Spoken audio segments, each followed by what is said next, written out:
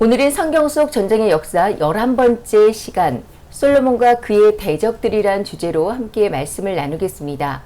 오늘 이 주제 표지를 보면서 솔로몬 시대에 전쟁이 있었나 하고 고개를 갸우뚱하시는 분들도 계실 겁니다. 열왕기나 역대기 모두 솔로몬 시대의 전쟁을 직접적으로 기록하고 있지 않기 때문인데요. 하지만 가장 강력하고 넓은 영토를 가졌던 솔로몬 시대에 성경은 하나님이 솔로몬의 대적을 일으키셨고 그 대적들로 인해서 솔로몬이 일평생 환난을 당하고 또 이스라엘과 분쟁이 있었음을 분명하게 기록하고 있습니다. 그럼 먼저 솔로몬 왕에 대해서 좀 살펴볼까요? 솔로몬이란 이름은 샬롬에서 나온 것으로 평화로움, 화평함이란 뜻을 가지고 있습니다. 다윗과 밧세바 사이의 두 번째 아들이자 다윗 왕의 10번째 아들로 예루살렘에서 태어났죠. 어머니였던 밧세바가 어떤 여자였는지는 평가를 내리기 좀 어렵기 때문에 솔로몬이 어떤 가정교육을 받았는지 분명하지 않지만 일단 솔로몬은 왕궁에서 왕자로서의 교육을 받았고 특히 나단 선지자를 통해 철저한 신앙교육을 받았던 것으로 이렇게 성경학자들은 보고 있습니다. 사실 다윗의 아들이 여럿 있었기 때문에 왕궁에는 바람잘 날이 별로 없었죠. 지난 시간에 우리가 살펴보았듯이 압살롬의 반역과 또 장남 아도니아의 반역 등 이 솔로몬이 왕위에 오르기까지 여러 우여곡절이 있었는데요. 솔로몬은 하나님께서 이미 선택한 사람이었기 때문에 어려운 가운데서도 결국 다윗을 계승해서 통일 이스라엘 왕국 제3대 왕으로 즉위하게 됩니다. 그때 이 솔로몬의 나이가 불과 20세였어요. 솔로몬이 활동할 당시 이스라엘은 선왕 다윗의 활발했던 정복사업 덕택에 인근 지역에서 명실상부한 최강 대국으로 군림을 했고요. 당시 애굽은 제21왕조 시대로 국내적인 혼란과 함께 아직은 제국으로서의 세력을 갖추지 못한 상태로 이렇게 보고 있습니다. 그리고 또 팔레스타인 지역의 대부분의 약소 국가들은 이스라엘의 속국으로 조공을 바치고 있었죠. 어린 나이에 불안하게 왕위에 오른 솔로몬이 어떻게 이렇게 엄청난 전성기를 누릴 수 있었을까요? 그 원인을 우리는 열왕기상 3장에서 찾아볼 수 있는데요. 솔로몬이 왕위에 오른 지 얼마 되지 않아서 하나님께 나아가서 일천번제를 드리면서 헌신을 다짐했습니다. 그리고 하나님께서는 이것을 너무나 기쁘게 받으셨죠. 그리고 하나님이 이제 솔로몬에게 내가 내게 무엇을 줄꼬라고 물으실 때 솔로몬은 나는 작은 아이라고 이렇게 자신을 겸손하게 낮추면서 백성들을 잘 다스릴 수 있는 지혜를 구합니다. 하나님께서는 그 대답을 너무나 기뻐하셨고 지혜롭고 총명한 마음과 함께 구하지 않았던 부와 영광까지 이 솔로몬에게 덤으로 부어주셨습니다. 겸손한 마음으로 하나님을 온전히 섬기면서 백성들을 위해 헌신할 마음 자세를 가지고 있었던 솔로몬을 하나님은 기쁘게 축복하셨고 솔로몬은 사실 그 당시 모든 나라가 부러워하는 번영을 누렸습니다. 이 솔로몬 시대의 최대 영토를 가지고 있었는데 하수에서부터 블레셋 사람의 땅에 이르기까지 애굽 지형에 미치기까지의 모든 나라를 솔로몬이 다스렸다고 열왕기상은 기록하고 있고요. 또 이 당시 최대의 부를 누렸습니다. 솔로몬이 거둬들인 세금의 중수만 666금 달란트였어요. 대단한 금액이죠. 그리고 또 이 당시에 최대의 평화를 누리는 시기였습니다. 열왕기상 4장 24절에서 25절은 사방에 둘린 민족과 평화가 있었으니 솔로몬이 사는 동안에 유다와 이스라엘이 단에서부터 브엘사바에 이르기까지 각기 포도나무 아래와 무화과나무 아래에서 안연히 살았다라고 이렇게 기록하고 있습니다. 그리고 또 이 솔로몬이 지혜롭다는 그 소문이 여러 곳에 퍼지면서 이 솔로몬의 지혜에 대한 소문을 들은 모든 그 주변의 왕들이 그 지혜를 구하고자 솔로몬을 찾아왔죠. 그럼 여러분, 이 솔로몬이 하나님께 구했던 지혜가 정확하게 무엇일까요? 나라를 확장하고 재판을 잘할 수 있는 지혜였을까요? 물론 성경은 이 솔로몬의 너무나 지혜로웠던 그 재판의 한 단면을 열왕기상을 통해서 보여주고 있습니다. 그렇지만 더 정확하게 솔로몬이 구한 지혜에 대해서 잠언의 기록자인 솔로몬은 이렇게 그 지혜를 정의를 하고 있는데요. 잠언과 시편을 함께 읽겠습니다. 시작. 여호와를 경외하는 것이 지혜의 근본이요 거룩하신 그의 학식이 더하리라. 여호와를 경외하는 것은 악을 미워하는 것이라. 나는 교만과 거만과 악한 행실과 패역한 입을 미워하느니라. 여호와를 경외함이 지혜의 근본이라. 그의 계명을 지키는 자는 다 훌륭한 지각을 가진 자이니 여호와를 찬양함이 영원히 계속되리로이다. 여호와를 경외하는 것이 지혜의 근본이라고 잠언은 분명하게 이야기하고 있습니다. 어떻게 하는 것이 그러면 하나님을 경외하는 것인가요? 악을 미워하고 하나님의 계명을 지키는 것이라고 또 역시 솔로몬은 잠언을 통해서 이렇게 이야기를 하고 있죠. 여러분, 솔로몬 왕은 정말 대단한 사람이었어요. 사실 우리가 지금 이렇게 볼 때 솔로몬처럼 완벽한 왕이 있었을까요? 없었을 겁니다.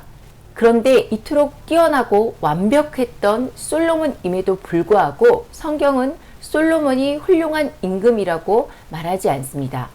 백성들의 마음을 하나님으로부터 가증한 우상으로 향하게 하고 또 백성들의 삶을 피폐하게 만들었을 뿐 아니라 결국은 자신의 죄 때문에 이스라엘이 남과 북으로 분열되는 그 원인을 제공한 왕으로 이렇게 솔로몬은 평가되고 있어요. 어떻게 이 지혜의 왕이 이렇게 변화가 됐을까요? 솔로몬은 자신이 나라를 이끌고 나서 주변 나라와 결혼 정책, 혼인 정책을 통해서 나라의 전쟁을 피하고 나라를 부강하게 했습니다. 열왕기상 11장 1절에서 3절을 함께 읽겠습니다. 시작. 솔로몬 왕이 바로의 딸 외에 이방의 많은 여인을 사랑하였으니 곧 모압과 암몬과 에돔과 시돈과 헷 여인이라. 여호와께서 일찍이 이 여러 백성에 대하여 이스라엘 자손에게 말씀하시기를 너희는 그들과 서로 통혼하지 말며 그들도 너희와 서로 통혼하게 하지 말라. 그들이 반드시 너희의 마음을 돌려 그들의 신들을 따르게 하리라 하셨으나 솔로몬이 그들을 사랑하였더라. 왕은 후궁이 700명이요 첩이 300명이라. 그의 여인들이 왕의 마음을 돌아서게 하였더라.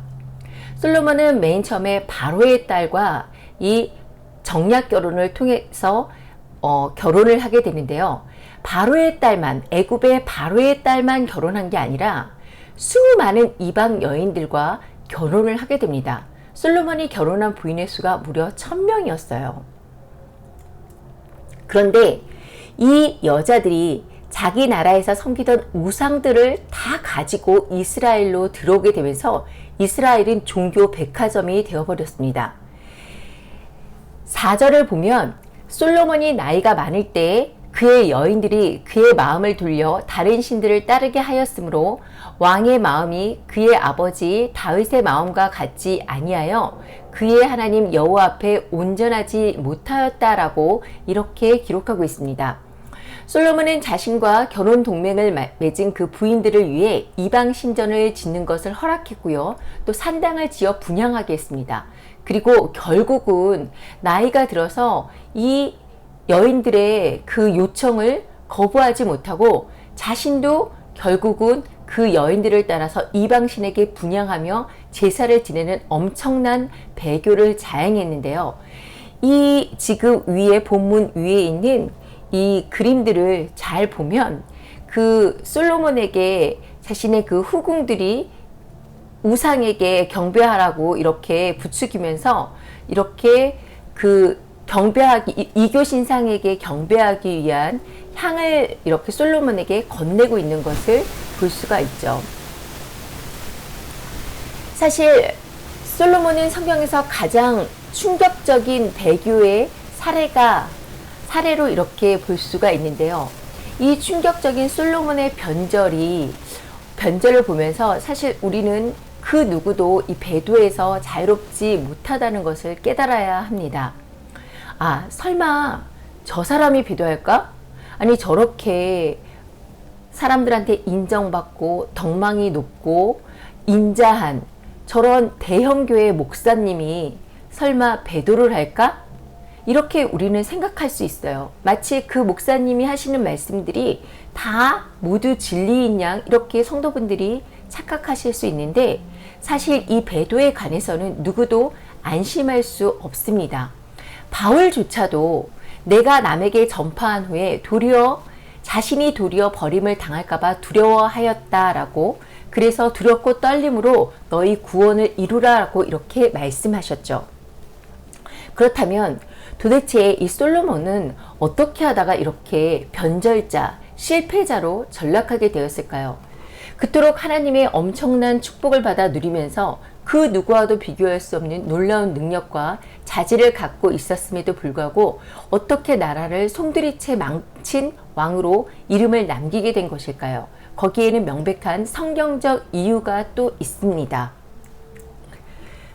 먼저 솔로몬의 몰락은 솔로몬이 왕으로서 절대 탐내지 말아야 할 세 가지를 탐냈기 때문인데요.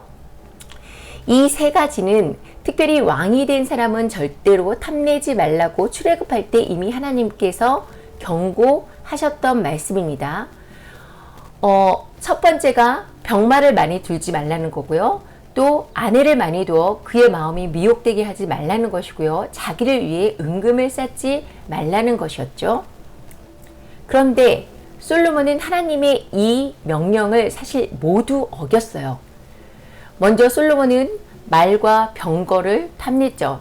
자신을 위해서 말과 병거와 마병을 모았는데 병거가 1,400대요. 마병이 12,000명이라고 이렇게 기록하고 있고요. 그리고 그것을 병거성에도 두고 또 예루살렘 성에도 두었다라고 기록되어 있습니다.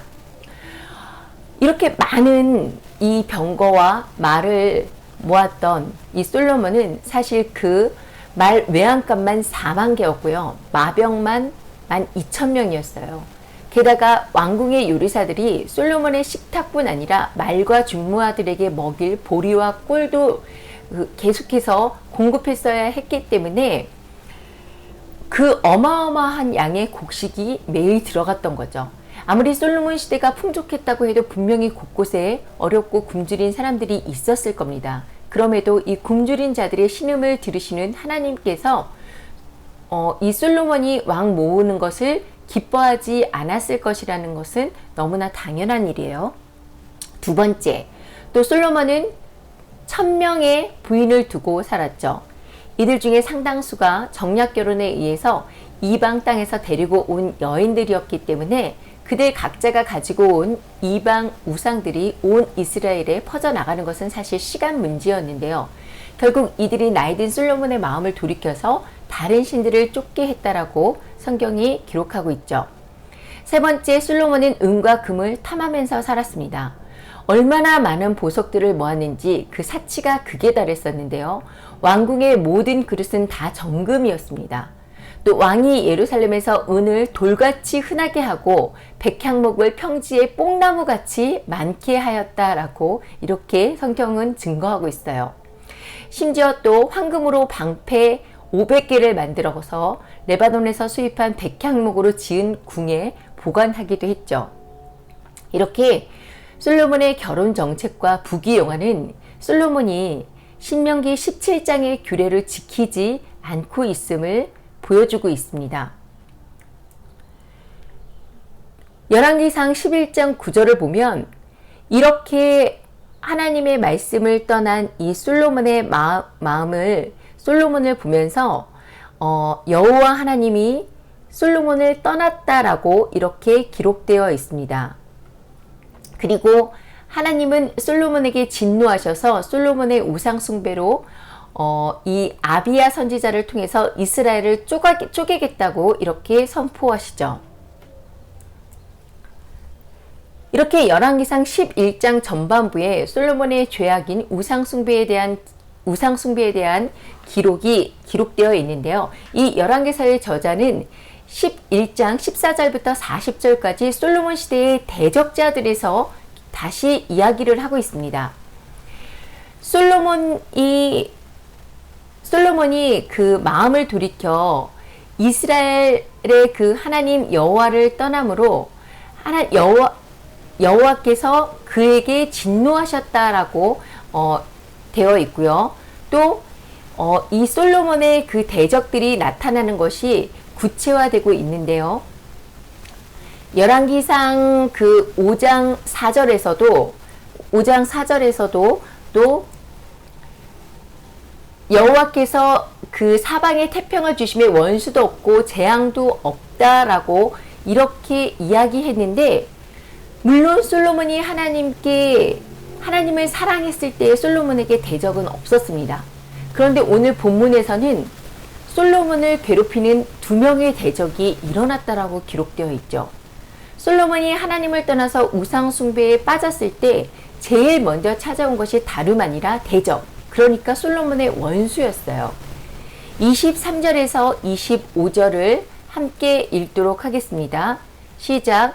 하나님이 또 엘리아다의 아들 르손을 일으켜 솔로몬의 대적자가 되게 하시니 그는 그의 주인 소바왕 하닷 에셀에게서 도망한 자라. 다윗이 소바 사람을 죽일 때에 르손이 사람들을 자기에게 모으고 그 무리의 괴수가 되어 다메섹으로 가서 살다가 거기서 왕이 되었더라. 솔로몬이 일평생에 하닷이 끼친 환난 외에 르손이 수리아 왕이 되어 이스라엘을 대적하고 미워하였더라. 여러분, 솔로몬의 대적자가 누구인지 열왕기상 14절에서 23절을 보면 분명하게 알 수 있습니다. 14절 말씀에는 솔로몬의 대적 에돔 사람 하닷이 나오죠. 그리고 23절에는 솔로몬의 대적 수리아의 왕 르손이 나옵니다. 이처럼 에돔 사람 하닷과 수리아의 왕 르손이 솔로몬의 2 대적자로 먼저 등장을 하죠. 그리고 후에는 솔로몬이 죽고 나서 솔로몬의 신하였던 또 여로보암이 이스라엘을 향해서 대적해서 일어나죠. 그런데 이 하닷과 르손이 사는 그 지리적 위치를 보면 에돔 사람 하닷의 그 지리적 위치는 이스라엘 남쪽이고요. 그리고 또 수리아 왕 르손이 위치한 지리적 장소는 이스라엘 북쪽입니다. 이스라엘을 가운데 두고 남쪽에서는 하닷이 솔로몬의 대적으로 등장을 했고, 북쪽에서는 르손이 또 솔로몬의 대적으로 나타난 거예요. 이것은 결국 솔로몬 왕국이 국경선이 자주 하닷과 르손에 의해서 침범을 당했다라는 뜻입니다.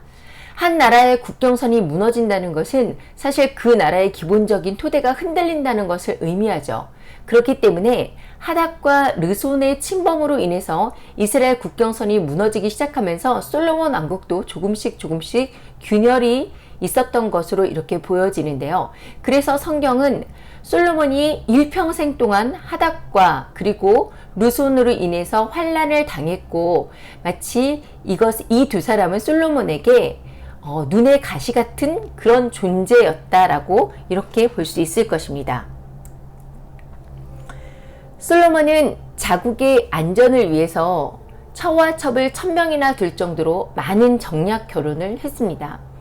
솔로몬은 잠재적으로 적이 될 만한 모든 나라와 혼인 동맹을 통해서 전쟁을 피하고 나라의 힘을 키웠다라고 이렇게 볼 수가 있는데요.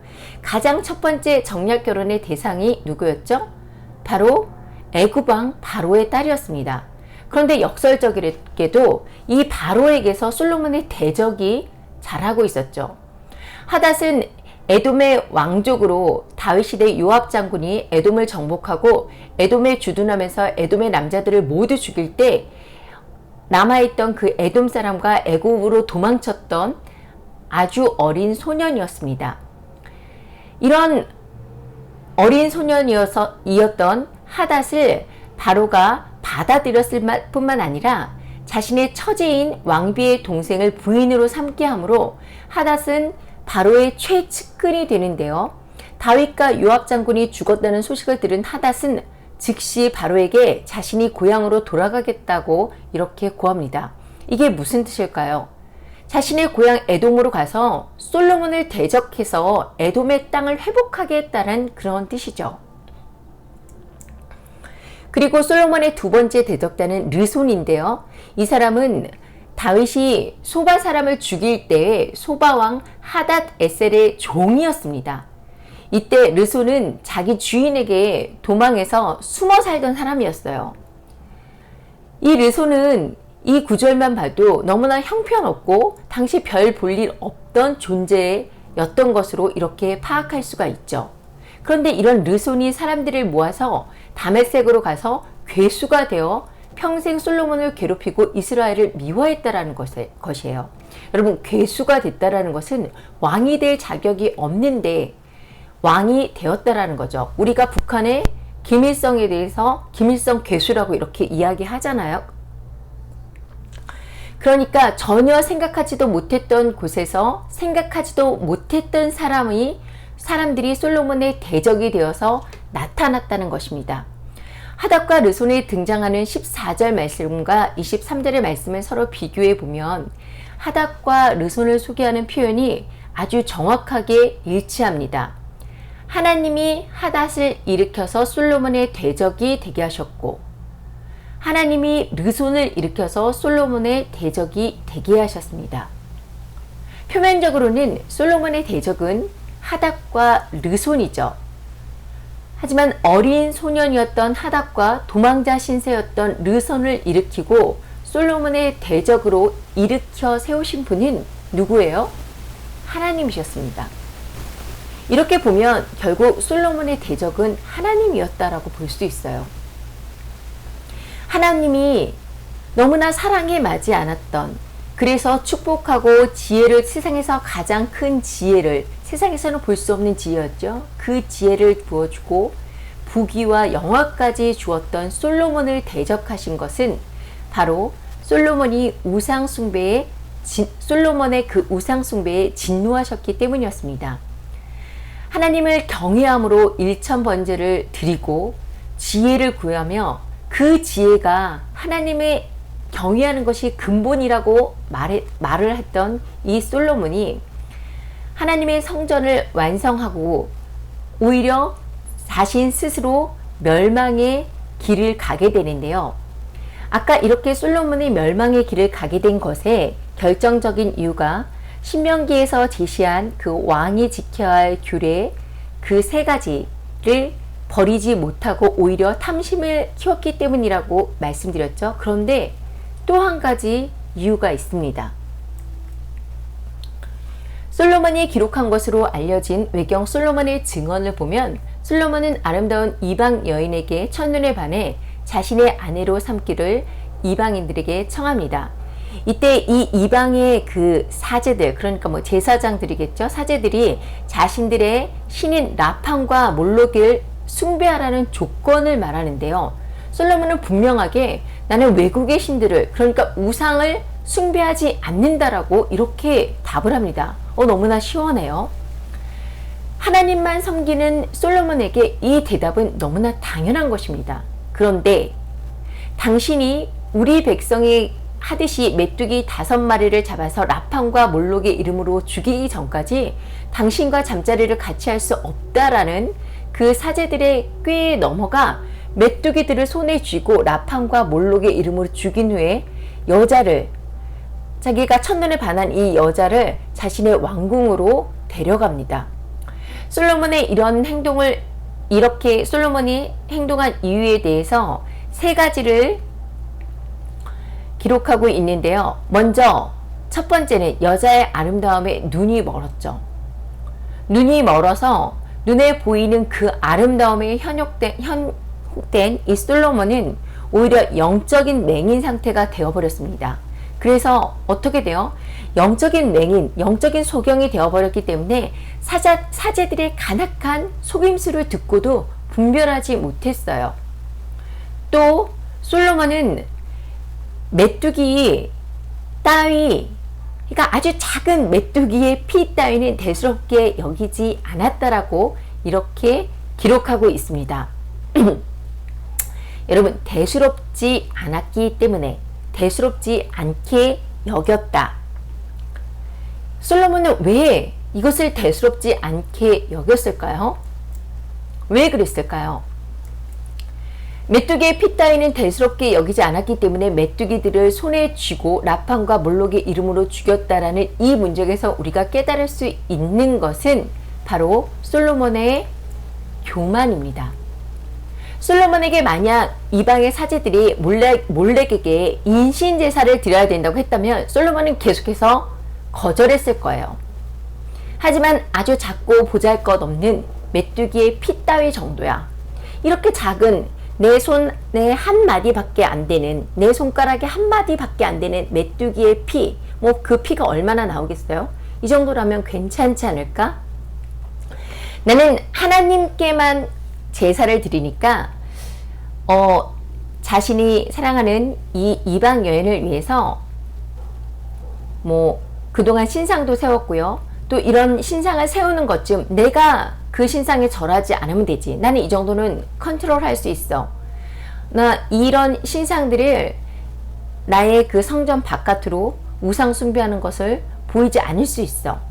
나는 충분히 이것을 컨트롤 할 수 있다라는 그 타협. 이것은 자신은 결코 흔들리지 않을 것이라는 교만에서 시작됐다라고 볼 수가 있어요. 솔로몬이 교만해서 작은 것에 타협한 그 결과는 너무나 컸는데요. 솔로몬의 증언 26장 6절에서 7절을 함께 읽겠습니다. 시작. 그러자 하나님의 천사가 나를 떠났고 그 이후로는 내가 말하는 것이 공허하게 들렸다. 그 여자는 내게 우상들에게 바치는 신전들을 짓도록 강요했다. 가련한 멍청이인 나는 여자의 말대로 했고 하나님의 영광이 동시에 나를 떠나갔다. 내 영혼은 암흑에 빠지고 나는 우상들과 악마들의 웃음거리가 되고 말았다. 먼저 하나님의 천사가 떠나갔습니다. 그리고 이어서 하나님의 영광도 솔로몬에게 떠나갔어요. 우상들을 바치는 신전을 짓도록 강요하는 자신이 첫눈에 반한 그 이방 여자의 그 요구를 솔로몬은 들을 수밖에 없었습니다. 그 요구를 듣자 솔로몬의 영혼은 암흑에 빠졌고 우상과 악마들의 웃음거리가 되었다라고 솔로몬은 이렇게 직접 고백하고 있어요. 솔로몬이 점점 그 명성이 높아지면서 교만해지기 시작했어요. 자신이 거쳐야 할 왕궁을 성전보다도, 하나님의 성전보다도 더 화려하고 더 크게 지었습니다. 결국 수많은 이방 여자와 우상들을 끌어들이는 과오를 솔로몬은 범하게 됩니다. 솔로몬은 후에 이것을 깨닫고 잠언을 통해서 하나님보다 여자를 더 사랑하는 것, 그리고 하나님의 훈계를 경히 여기는 것, 또 교만한 마음에 대해서 엄중하게 경고를 하는데요. 교만에 관한 잠언의 말씀 중에 세 구절을 함께 읽겠습니다. 시작.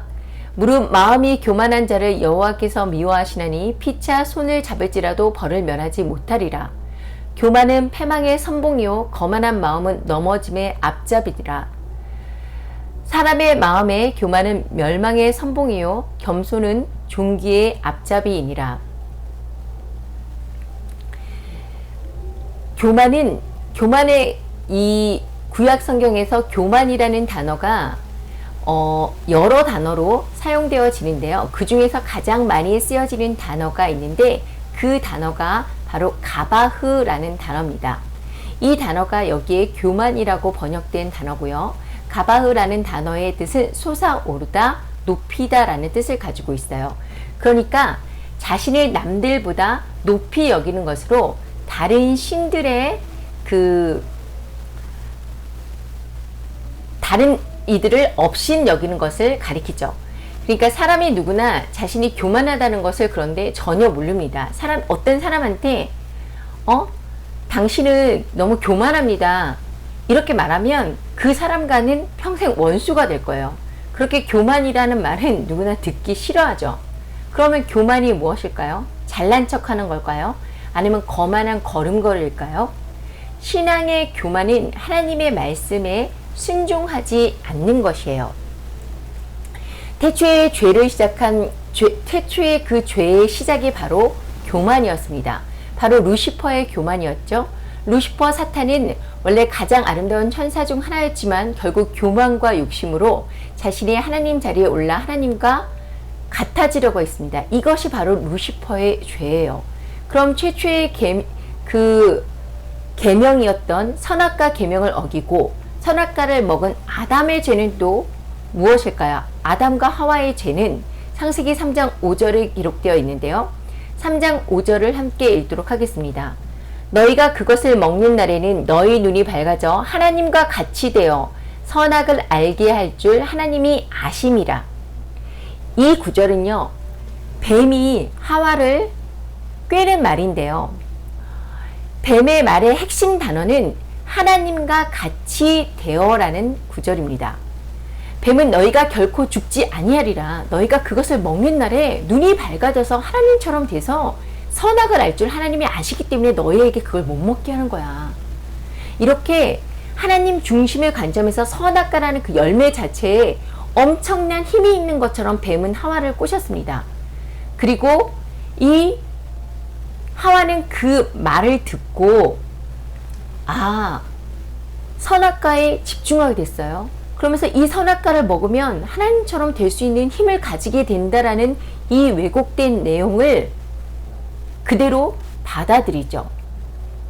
하나님 중심의 관점을 사물 중심의 관점으로 그 시선을 뱀이 바꿔놓은 것인데요.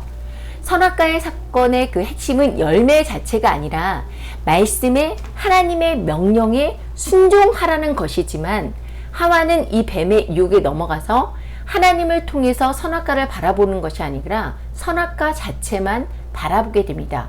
그리고 이제 초점이 하나님이 아닌 선악과로 바뀐 하와에게 뱀은 너도 하나님처럼 선악을 알 수 있어 하면서 이렇게 하와의 자아를 건드립니다.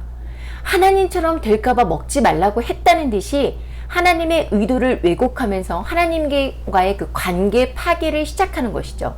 이제 이 선악과만 먹으면 하나님이 없어도 선악을 구분하는 힘을 가지게 돼서 자신이 룰을 세우며 하나님이 필요 없는 존재가 될 수 있다라는 그 교만의 마음이 들어갈 수 있도록 만든 겁니다. 결국 하와는 이 하나님같이 되고자 하는 교만으로 이 선악과를 먹게 돼요. 결국 어떻게 됐어요? 교만으로 시작돼서 불순종이라는 엄청난 죄의 결과를 낳았습니다. 그래서 교만은 죄 중에 죄의 근본이라고 할 수 있고 죄 중에서도 가장 큰 것이라고 이렇게 볼 수가 있습니다. 하나님이 그 마음에 미워하시고 싫어하는 것을 교만이라고 잠언은 분명하게 말씀하고 있는데요. 잠언 6장 16절에서 19절을 함께 읽겠습니다. 여호와께서 미워하시는 것 곧 그의 마음에 싫어하시는 것이 67가지니 곧 교만한 눈과 거짓된 혀와 무죄한 자의 피를 흘리는 손과 악한 계교를 꾀하는 마음과 빨리 악으로 달려가는 발과 거짓을 말하는 망령된 증인과 및 형제 사이를 이간하는 자이니라. 이 본문에는 신체의 각 부분인 눈과 혀와 손과 발을 연결해서 하나님이 미워하시는 것을 말씀하고 있는데요. 첫 번째로 이 교만을 눈과 관련해서 말씀하고 있습니다. 왜 하나님은 교만을 눈과 관련해서 말씀하셨을까요? 여러분, 몸이 1000냥이면 눈이 900냥이라는 말이 있죠. 눈이 신체 기관 중에서 가장 중요하다는 뜻을 담긴 속담인데요. 높은 것만 바라보는 자는 자신이 발밑이 무너진 것을 보지 못합니다. 제가 일주일에 한 번 정도 제가 살고 있는 곳에서 한 2시간 정도 떨어진 지역을 방문하는데요. 벌써 횟수로 한 3년 정도를 거의 매주 한 번씩 다녔어요. 새벽에 출발해서 점심시간이 지나면 집으로 이렇게 돌아오는 일정이라 항상 집으로 이렇게 돌아오려고 이제 딱 차를 타면 배가 출출해요.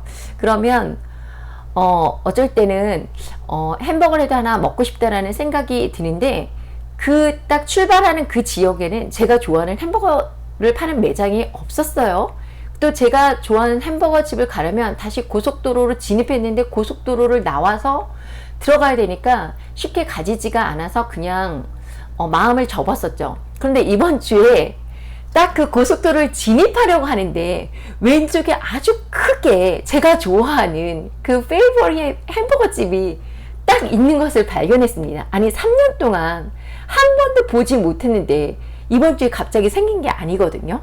그 원래 있었던 건데 간판도 너무나 크게 있는 거예요. 아주 높게 큰 간판이 있는 거예요. 그것을 제가 지금까지 보지 못했다는 게 제가 너무 깜짝 놀라고, 야, 정말 이 인간의 눈이 이렇게 가까운 것을 놓칠 수 있나 하는 의심이 드는 거예요. 이 사람의 눈은 가까운 것도 때로는 놓치고 보지 못합니다. 눈앞에 이렇게 바로 있는데도 말이죠. 그런데 매일매일 높은 곳만 바라보면 어떻게 해요? 자신의 발밑은 보지 못해요. 사실 그래서 가끔 발을 헛디뎌서 넘어지는 경우도 있잖아요. 그래서 보이는 것만큼 알게 되고 또 보지 못하면 알지 못하는 것이 사실인데요. 예전에 한 박물관에 거울로 된 유리방을 간 적이 있었어요. 유리로 된 거울방이 이렇게 전시되어 있었는데요. 제가 베르사유 궁전에 있는 거울방, 1000개로 된 거울방 가본 적이 없어요. 그런데 이 박물관에 그런 유리방이 있어서 그것을 방문했었는데, 그곳에 들어가서 제가 손을 흔들어서 이렇게 내밀면 수많은 사람들이 저를 환영하는 것처럼 보이고요. 또 살며시 제가 웃으면 수많은 사람들이 저를 보고 웃는 것처럼 보였습니다. 그런데 사실 그 손과 웃음은 모두 제 자신의 것이었죠. 교만한 사람은 이 거울방처럼 자기 자신에게만 집중되어 있고 자신에게 둘러싸여 있고 자신에 의해서 사실 갇혀 있는 사람입니다. 교만한 유는 자신과 남, 하나님에 대한 진실을 보지 못해요. 교만한 사람의 눈은 자신만을 향하고 있고요. 또 교만한 사람의 귀는 자신을 만족시켜줄 아첨과 찬사의 말에만 목말라 있습니다. 교만은 세 가지로 나타나는데요. 하나는 자신의 자랑과 우월감이고요. 또 다른 하나는 타인에 대한 멸시와 경멸입니다. 그리고 또 하나는 하나님에 대한 것인데요. 자기의 자랑을 잘하고 우월감에 사로잡혀서 다른 사람을 멸시하는 눈으로 바라보는 것이 교만이에요. 예수님은 형제의 눈 속에 있는 티는 보지만 내 눈에 있는 들보는 깨닫지 못하느냐라고 엄중하게 말씀하셨죠. 모든 죄는 스스로 깨달을 수 있고 회개하여 고칠 수 있지만 자기 자랑이나 우월감에서 나오는 교만은 치료가 정말 힘든 병입니다. 여러분, 자신이 가장 잘 하고 있다고 생각하고 가장 잘 하나님을 믿고 있다고 생각하고 자신이 모든 일에 가장 탁월하다고 생각하는데 여기에 자기에 대한 자기 성찰이 있을 수 있나요? 자기 성찰이 없다면 회개는 없습니다. 또 교만은 하나님에 대한 진리를 바르게 보지 못하게 만들어요. 이런 사람들은 하나님이 계시지 않다라고 말하는데요. 천지에 충만한 하나님을 보지 못합니다. 하나님은 분명히 우리 눈앞에 하나님을 증거하시다고, 천지 만물이 하나님을 증거하시다고 말씀하셨어요. 그런데 이 천지 만물에 충만한 하나님을 보지 못하는 거예요. 이런 교만의 눈이 어두워지면 마땅히 또 하나님께 돌려야 할 영광까지도 자신이 가로채는 경우가 있죠. 유다왕 헤롯 아그리빠가 그랬습니다. 헤롯 아그리빠는 백성들에게 신과 같다는 찬사를 받지만 그 영광을 하나님께 돌리지 않고 자신이 가로챘다가 흉을 먹어 죽임을 당했죠. 교만한 자의 죄는 자신의 건강이나 물질이나 지식이나 쌓아 올린 것들이 모두 자신 덕분, 자신의 탓으로 돌려서 그 영광을 가로채는 것이에요. 하지만 인간은 자신을 드러내기 위해서 창조된 것이 아니라 하나님의 위대하심을 드러내기 위해서 창조되었습니다. 그런데 이 교만은 인간의 정체성을 잃어버리게 만들고 허영을 꿈꾸게 만들고 불순종을 하게 만듭니다. 교만한 사람이 결코 주님과 친밀할 수 없는 이유가 바로 여기에 있다라고 볼 수가 있는데요. 우리가 이 교만을 무엇보다도 경계해야 하는 것은 하나님이 다른 모든 죄보다도 교만에 대해서 엄중하게 말씀하고 있기 때문입니다. 잠언 18장 12절을 보면 교만은 멸망의 선봉이요 겸손은 존귀의 앞잡이라 라고 이렇게 말씀하고 있습니다. 이 구절에서 대조가 되고 있는 것은 교만과 겸손이라는 말이죠. 교만이 불순종의 출발점이라면 겸손은 순종의 출발점이라고 볼 수가 있는데요. 교만과 겸손의 결과가 서로 다른데 멸망과 존귀입니다. 멸망과 존귀.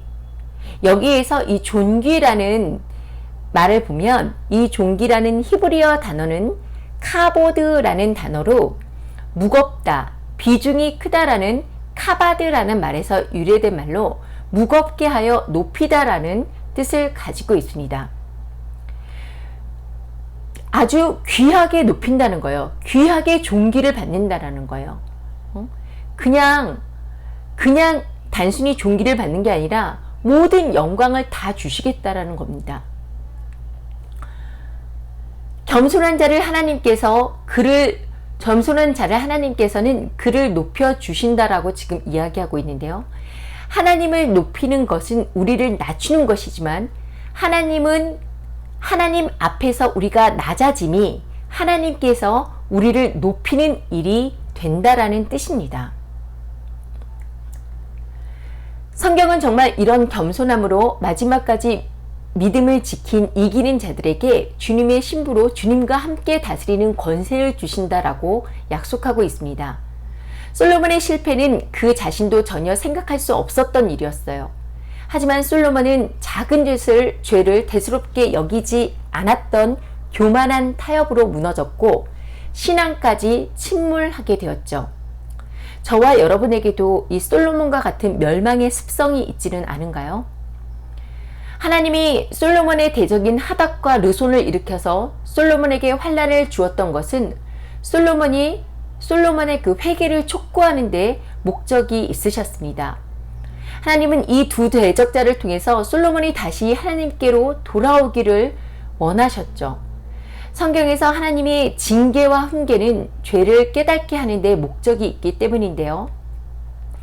하나님을 믿고 있다면서도 하나님의 경고와 훈계를 가볍게 여기며 교만한 눈으로 자신의 들보를 바라보지 못하는 영적 맹인으로 살고 있지 않은지 지금 이 시간 점검하고 회개하시기를 바랍니다. 그리고 항상 말씀 안에 머무르는 삶을 통해 하나님이 미워하시는 교만의 눈을 제거하고 주님이 기뻐하시는 겸손의 눈으로 이기는 자가 되어서 주님이 약속하신 승리의 면류관, 무거운 존귀를 받는 자들이 되기를 다시 오실 예수 그리스도의 이름으로 축복합니다. 아멘.